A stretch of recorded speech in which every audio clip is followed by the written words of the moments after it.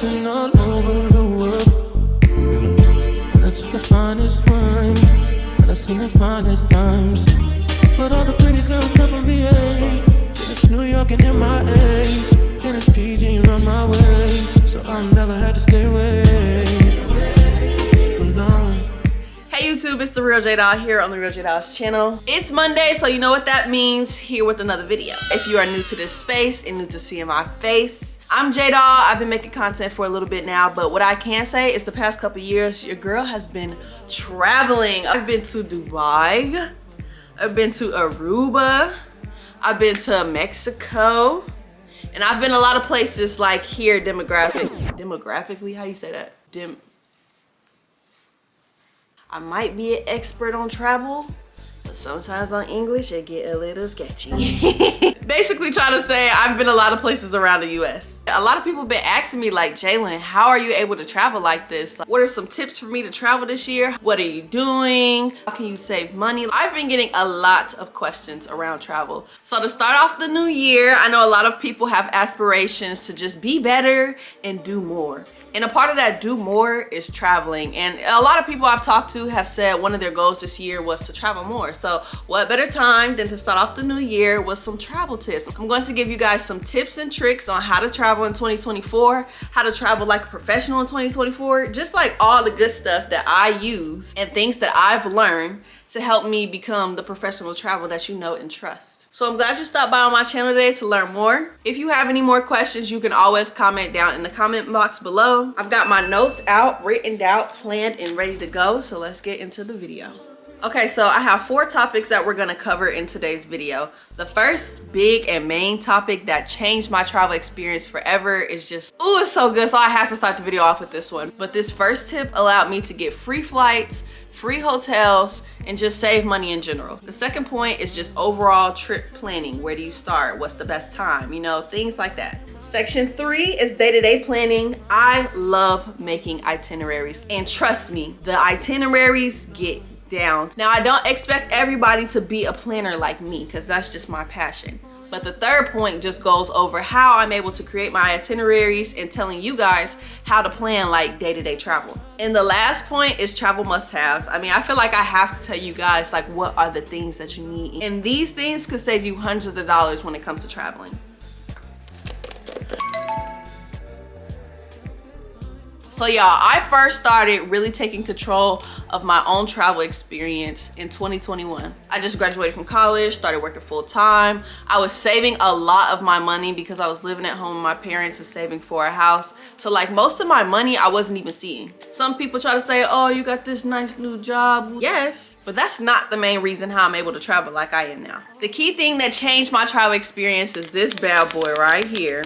My travel credit card. Now, I'm not an expert on credit cards, but I've had this for 2 years and I do work in finance. So when it comes to money moves, you can trust me.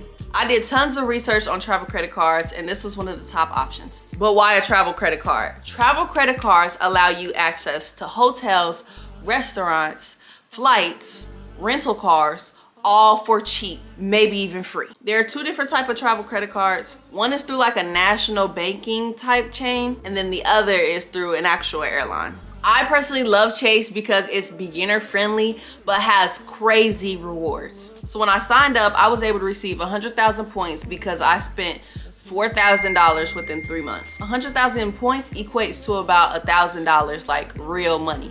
And y'all, this is not sponsored. Like, this is me telling you from my own like real reviews. Like, Chase isn't paying me to say anything. But you get 5 times the amount in points back when you book travel through the actual app. So say I book a flight and the flight is $100. I get 500 points to use towards future travel. It's like 3 times the points when you don't book through the app, 2 times on some other stuff, and 1% on everything else. Or maybe it's 2 times on everything else. I don't remember. Either way it goes, when I got 100,000 points, I was able to buy like a few flights with that alone. I could wait and save it for later, or I could use it immediately. So if you know you want to take a trip in the summertime, I suggest that you go down to the link in the description box, click on the link to sign up for the Chase Sapphire preferred card. This is my personal referral link, so make sure you use that so me and you can both get some points, okay? Sign up and spend $4,000 on that card. Now, the trick to this is spend $4,000 that you would usually use. Say you got rent every month.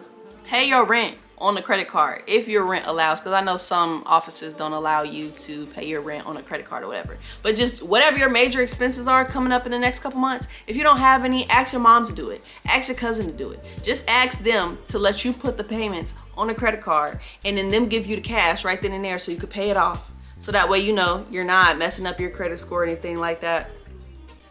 Make sure you do that before 4 months is over. A flight from my city to Orlando right now is $66 round trip. You see what I'm saying? Like, it's a no-brainer. I will only recommend not getting a travel card if you are just bad with money. But come on, if you're traveling, you need to know how to manage money. That's just the truth. Disclaimer, when I signed up for the Chase Preferred Sapphire card, the sign-on bonus was 100,000 points. Right now, the last time I checked, it was 60,000 points to sign on, but I know around the holiday season, it usually bumps up, and I think I got mine around Christmas. And last Christmas, I seen it jump up to 80,000 points. So don't think it's always gonna be 100,000. Don't come back to the comments, oh, Jelly, you said 100,000.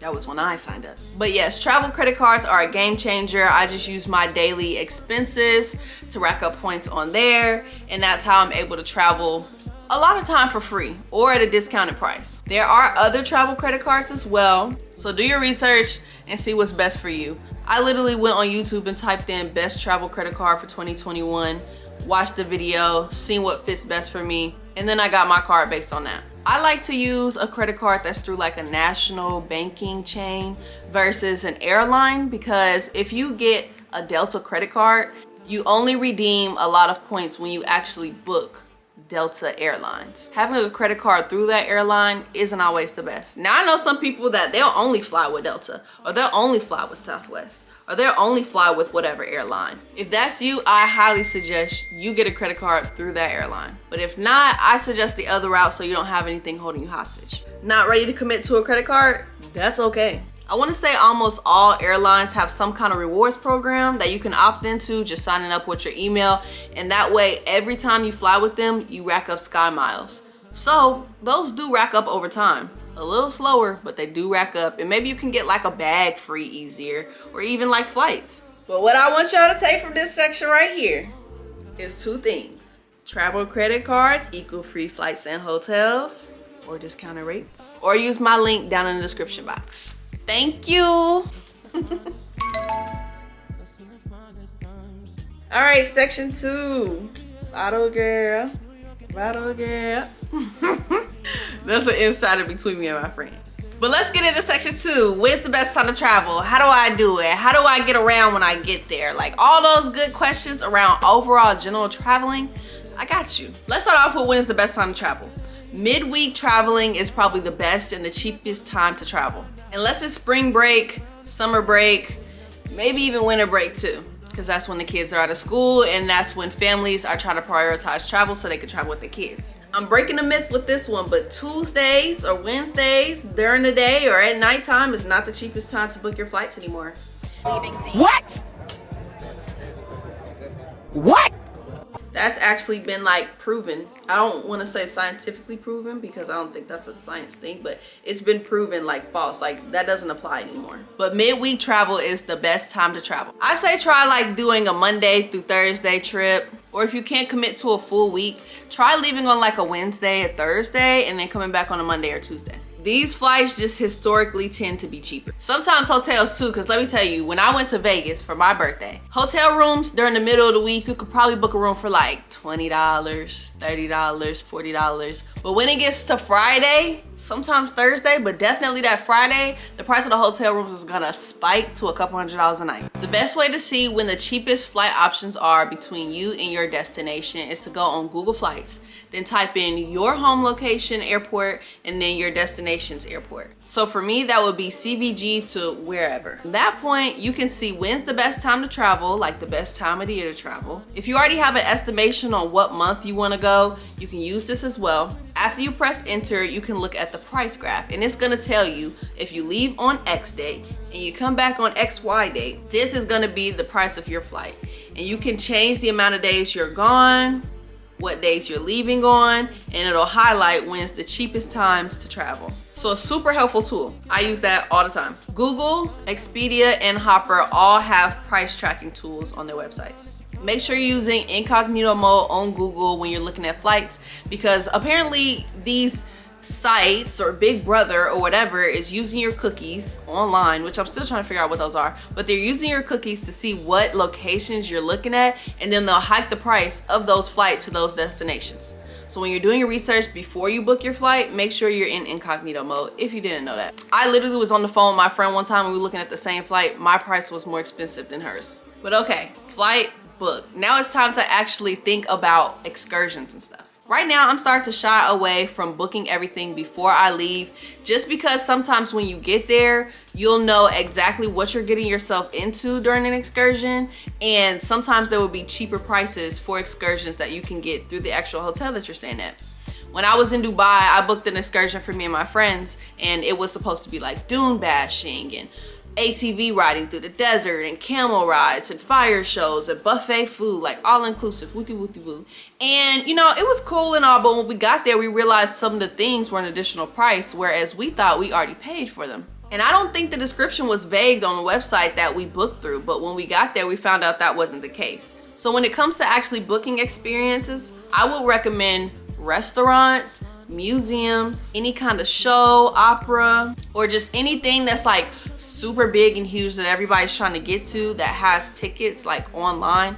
Get those ahead of time. But if it's just like ATV riding or jet skiing or something like that, I would recommend to wait until you get there, because you can get a nice deal actually at the place. When I went to Aruba for my birthday, I was able to secure a jet ski for two for like, I think it was a 30-minute ride for under $100. And if you know, you know, jet skis can be expensive. It might have been an hour. If you want to know how I actually book my excursions and what websites I use to do that, comment down below and I'll do a part 2.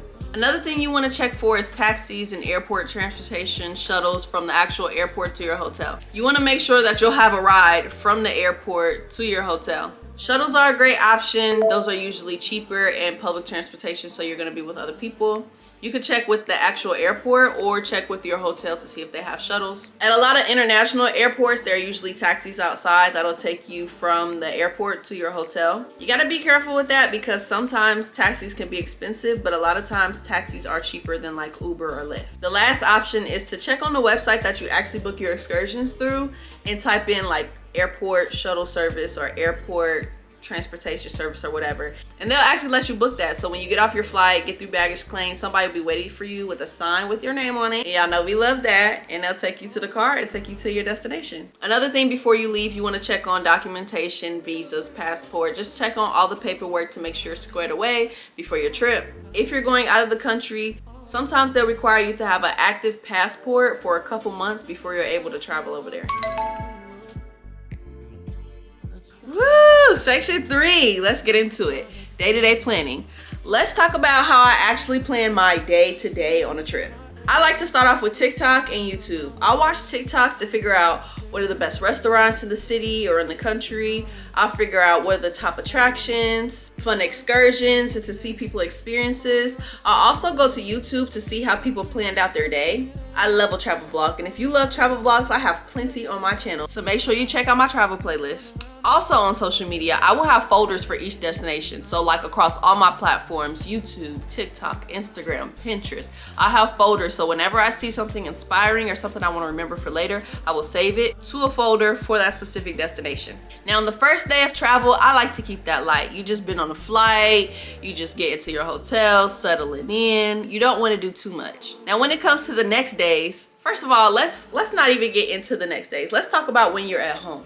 When you're at home, what do you do regularly during your days? Do you get up, go to a breakfast place, then come home? Do you change clothes? Then 2 seconds later, do you go to a museum? Then you come back. Then you go to a popular fancy little dinner restaurant. Then you come back home.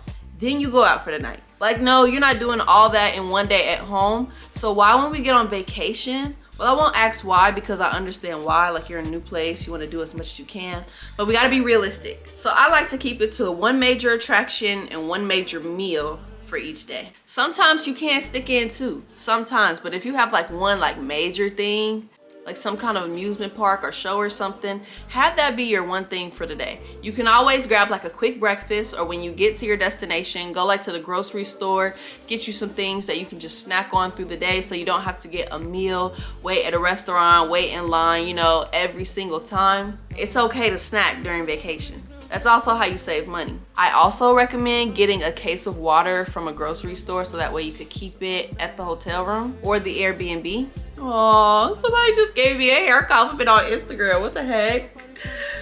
Wow. But doing one major attraction and one like major meal, dinner, lunch, or whatever just helps prevent overcrowding and overtiring you during your trip. If you're traveling with a lot of people, it helps keep people not as cranky. Make sure as soon as you figure out that you're going to whatever country, whatever city, look online at the popular places to see reservation availability. Some restaurants, attractions, or whatever only open availability the month before, maybe a couple weeks before. So stay on top of your P's and Q's so you can get to the things that you actually want to get to. Try to give yourself a little time in between places. Don't book anything that's back to back, like one at 1:30, then the next thing at 2:30. Try to have like at least an hour or two in between to help you with logistics, recuperate, rest a little bit, debrief with your friends, giggle a little bit. If you see something on the way to the next spot, you can stop. You just don't want to be going and going, because that is a recipe for I don't want to put anything bad in the air, but a not so good trip. I love to leave like a free day or a free afternoon towards the end of the trip. That way, if you miss something at the beginning of the trip or you see something that you didn't even plan on, you can do that during that time. Jumping back to the beginning, I actually should have said this first, but oh well. I like to take one general tour of the city when I get there, so that way you first like see everything and then you get into what you want to get to. Then on that free day, you peep something out on the tour in the beginning and you can jump to that towards the end of the trip. Me personally, when I travel, I love to get an experience of the full culture. I like to get in and see the different things. I don't like to just stay hooked up on a resort all day. Now I will do that sometime soon, because honestly, transparently, I have not done an all-inclusive resort trip yet, which I need to get the experience. But I'm always moving and shaking on trips, and that's what I like.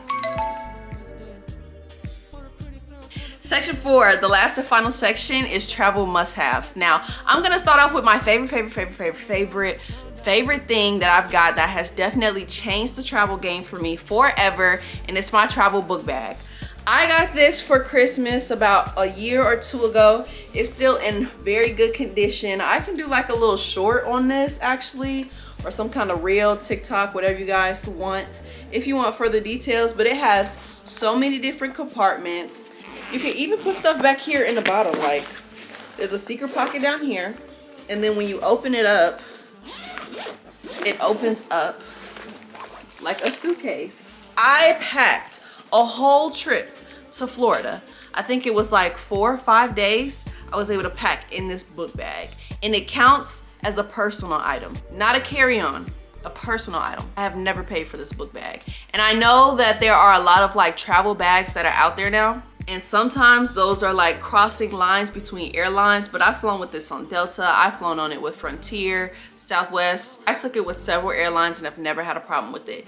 Fits so much in there. Put it right on your back, hands-free, you're good to go. You need identification anyways when you go through the airport, but I love having my passport and my passport ID. It's good to take multiple currencies with you on a trip. So if you're gonna have a card, bring a card. Some cards have foreign transaction fees that imply. My Chase Sapphire preferred card, no foreign transaction fees on this, baby. Good to go. Convert some of your money to whatever that currency is over there and have that with you on hand as well.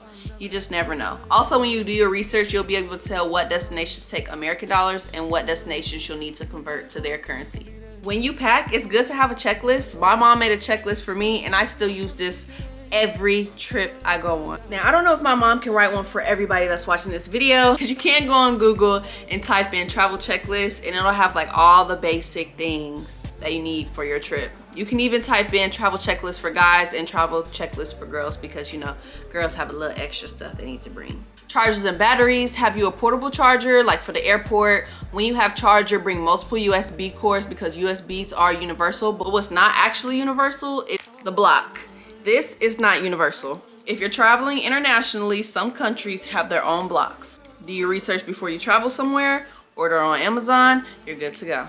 For any of your devices, it's also good to bring extra batteries. Bring a personal fan. It does get hot as you're moving closer to the equator. In your carry-on or your personal bag, if you're like me, your travel book bag, bring an extra outfit. The last thing you need is for your airline to lose your flight, or you didn't do something right in the process. Now your bags are delayed and you have to go an extra day or two without any clothes. And when I say extra clothes, I'm also talking about intimates as well. Socks, undies, bras. Keep at least one extra pair on you. Ladies, bring an LED mirror. We all know hotel lighting is trash and you don't think about it until you get to the hotel and you're actually trying to do your makeup or your hair. Get one of those cute LED mirrors, and I don't have one, so if anybody wants to gift me one, any companies want to collab, I'm open. But get one of those so that way when you're doing your makeup on the go, you have solid light that you can do your stuff in. Eye patches, I love topical eye patches. They get the job done every single time. When you're taking long flights, put some eye patches on. When the captain gets on and says we're descending, take them off when you've touched the ground, and you won't look like you just hopped off a 15-hour flight. Air tags are a great item to get if you can. They're not budget friendly, but if you could get them, they're nice to have so that way you know where your bags are and you can keep track of them. Not the airline and the different numbers and stuff they have and the different flights and oh, it might be here. No, you'll actually know where your stuff is. Get a Tide pen for those oopsies on the go. We love Tide, don't we? And the last thing is a Colgate mini toothbrush. You can use one of these without water just on the plane. I don't know how it works, but I seen it on TikTok and I'm about to go put my order in right now. It does it all on its own and you dispose of it after every use. I know sometimes those flights can get long and that breath can get stank. So that is all for this travel video. I hope you guys really enjoyed. As I said before, I have plenty of travel vlogs on my channel, so feel free to check those out. They're super good. I promise you, like, best on YouTube ever. Thanks for watching this video. If you have any questions, leave a comment down below. Also, don't forget my link to the Chase Sapphire card in the description box. Click that so we can both get some onion, okay? And I will see you guys in the next video. Bye.